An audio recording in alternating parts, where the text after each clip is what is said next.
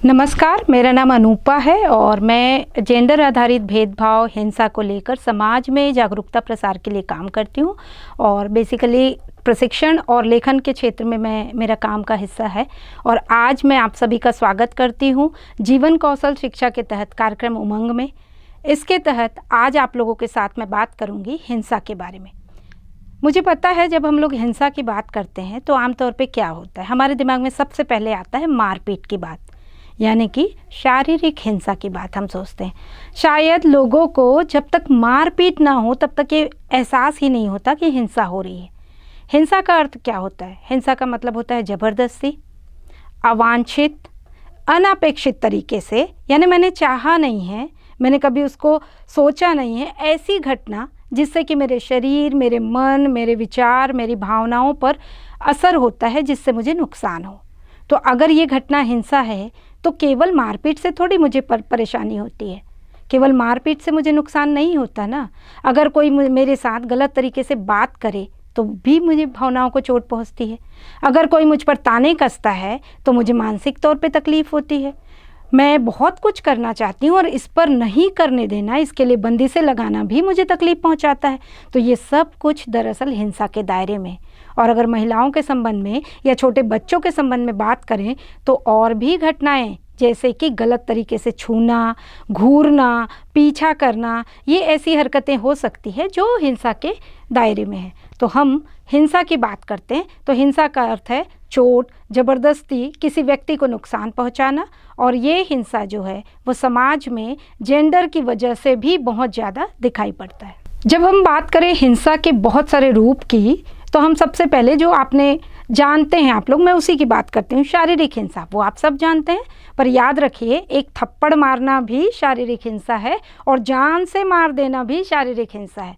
और ये भी मत भूलिएगा कि दोनों ही अपराध की श्रेणी में आता है। तो एक थप्पड़ से लेकर जान से मारने तक, चाहे वो दहेज के लिए हत्या हो, चाहे वो किसी भी लड़ाई के तहत की गई हत्या हो, ये सब कुछ शारीरिक हिंसा है। धक्का देना, खींचना, दीवार पर ठोक देना, ये सब कुछ शारीरिक हिंसा है। मानसिक हिंसा, गलत शब्द कहना, नाम रखना, ताने देना, उसे किसी बात के लिए बार बार रोक लगाना, और भावनात्मक तौर पे देखें तो उसके रिश्तों को लेकर उसे रोक टोक करना, आरोप लगाना। और साथ में आर्थिक हिंसा, यानी कि जो ज़रूरत मेरे खर्चे पाने के लिए, मेरी दैनंदिनी ज़रूरतों को पूरा करने के लिए पैसा चाहिए, वो मुझे ना मिलना, या मैं कमाती हूँ तो छीन लेना भी हिंसा का रूप है। अगर मैं स्कूल जाने वाली उम्र में हूँ तो मुझे स्कूल ना जाने देना भी एक मानसिक और भावनात्मक हिंसा का हिस्सा है। और यौनिक हिंसा, जैसा मैंने बताया, लोग घूर कर देखते और कहते इसमें क्या है, देख ही तो रहा है, एक लाइन ही तो बोल दी, एक गाना ही तो गा दिया। मगर ये सब कुछ, यौनिक हिंसा भी उतना ही बड़ा अपराध है जितना कि दूसरे तरह की हिंसा।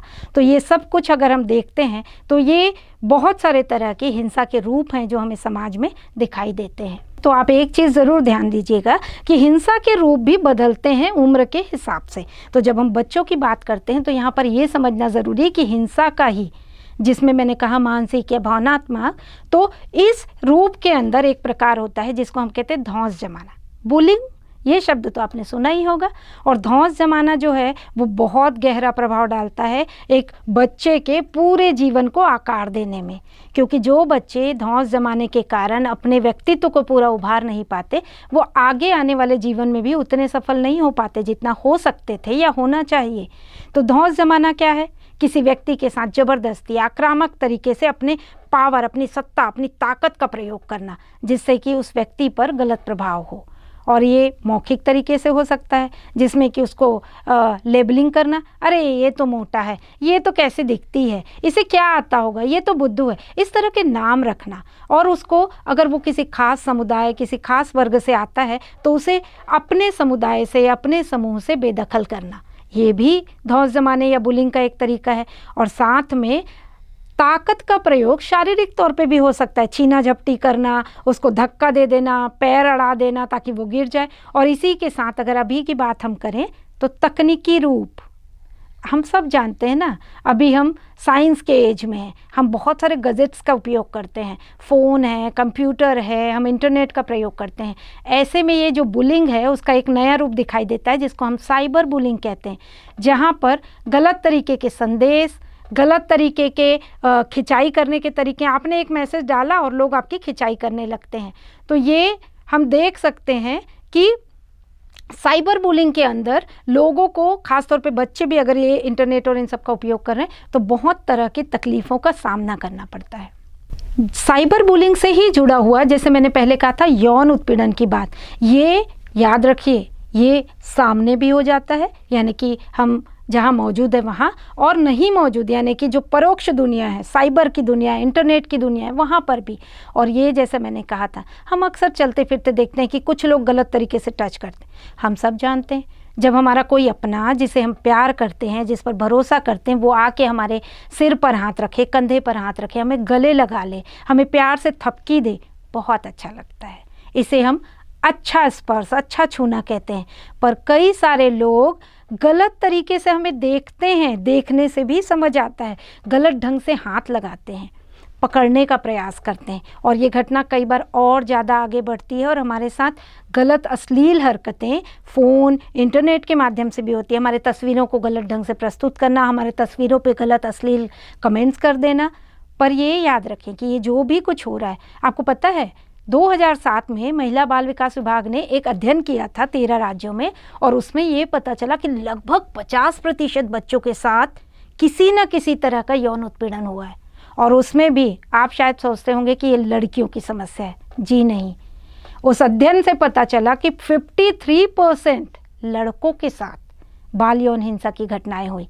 इसका मतलब है हमें इसके लिए चैतन्य रहना होगा, सजग रहना होगा कि हमारे आसपास जो बच्चे हैं, कहीं उनके साथ कोई व्यक्ति गलत ढंग से उन्हें छूने का, उन्हें धमकी दे के, बहला फुसला के, लालच दे के उनके शरीर का उपयोग तो नहीं कर रहा है। गंदे तस्वीर दिखाना, उनके कपड़े उतरवा के फ़ोटो खींचना, अपने शरीर को देखने को कहना या उनके शरीर को देखने का प्रयास करना, उनके फ़ोटो को इंटरनेट पे अपलोड करना और उन्हें ब्लैकमेल करने का प्रयास करना, या किसी तरह से उसको डर में लगाकर उसका उपयोग करना, ये सब कुछ यौन उत्पीड़न के दायरे में आता है। यौन हिंसा की जब हम बात कर रहे हैं, अलग अलग पहलुओं से समझने की ज़रूरत है। एक, क्योंकि जब हम बच्चों के साथ काम कर रहे हैं, बात कर रहे हैं, तो ये समझना ज़रूरी कि कई बार हो सकता है बच्चा हमसे ना कहे, तो हम उसके ऊपर हो रहे प्रभावों को ध्यान रखें। कई बार बच्चे असहज हो जाते हैं, कई बार बच्चे डरे सहमे से दिखाई देते हैं, कई बच्चे चुप चुप रहने लगते हैं, तो हमें थोड़ा समझने का प्रयास करना चाहिए कि क्या हो रहा है। यौन हिंसा में जैसे मैंने कहा, छूने की कोशिश करना, पकड़ना, उनका गलत तरह से इस्तेमाल करना, और चूंकि वो बच्चे हैं तो उन्हें डरा धमकाकर, उन्हें प्यार दिखाकर, बहला फुसलाकर ये हरकतें की जाती है।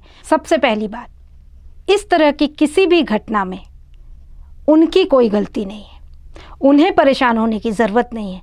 चाहे ऐसा लग रहा हो कि वे अपनी मर्ज़ी से शामिल हुए हों, पर चूंकि वो बच्चे हैं, 18 से कम के हैं, तो उनकी मर्ज़ी भी कोई मायने नहीं रखती है कानून की नज़र से। ऐसे मामलों में करने वाला व्यक्ति दोषी है। और तब हम क्या करेंगे?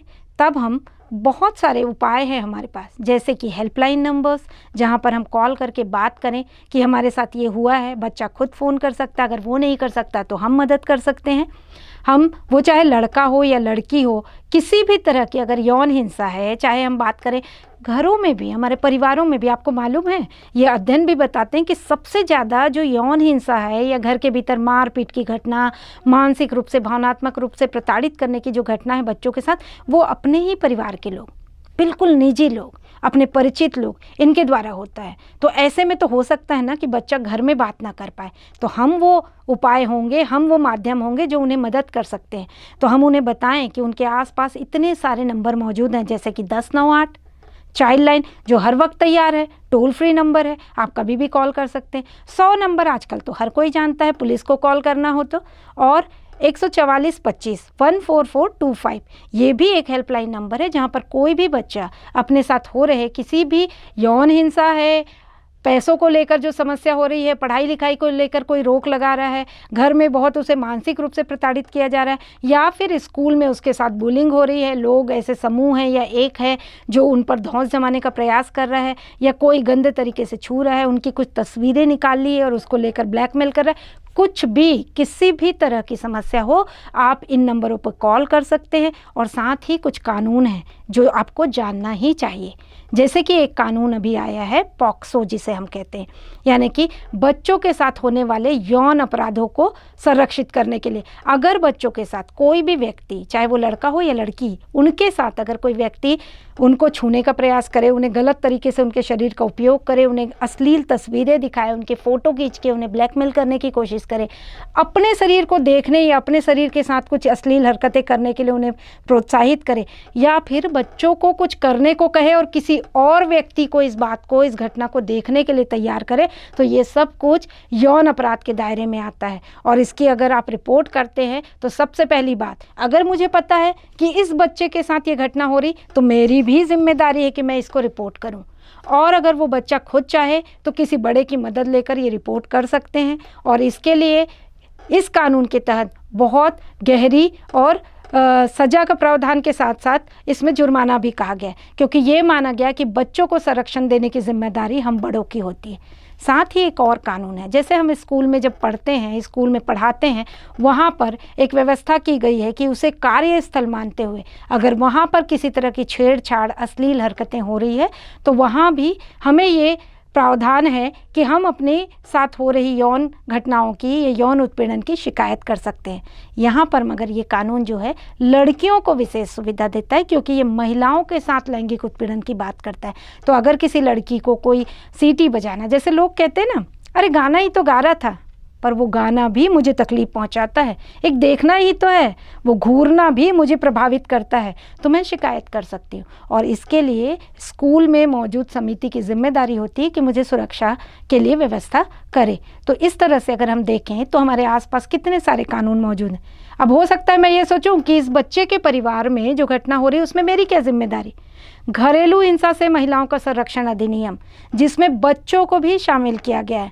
तो अगर किसी बच्चे, चाहे वो लड़का है या लड़की है, कोई भी जेंडर के हों, उनके साथ किसी भी तरह की हिंसा उनके घर में हो रही हो, मारपीट हो, यानी शारीरिक हो, मानसिक हो, भावनात्मक हो, या बच्चे को पढ़ाई से रोका जा रहा है, बच्चे का खान पान, इलाज न कराना, इस तरह की आर्थिक हिंसा हो रही हो, यौनिक हिंसा हो रही हो, तो भी हम लोग घरेलू हिंसा कानून का प्रयोग करते हुए, उसका उपयोग करके उस बच्चे को संरक्षण की व्यवस्था कर सकते हैं। तो हम सब ये ध्यान रखें कि अगर हम हिंसा को पहचान लेते हैं तो पहली ही सूरत में हम उससे बचाव के रास्ते ढूंढ सकते हैं। आइए हम सब मिलकर इस समाज को भय मुक्त, हिंसा मुक्त, स्वतंत्र, स्वस्थ और सुंदर समाज बनाएं।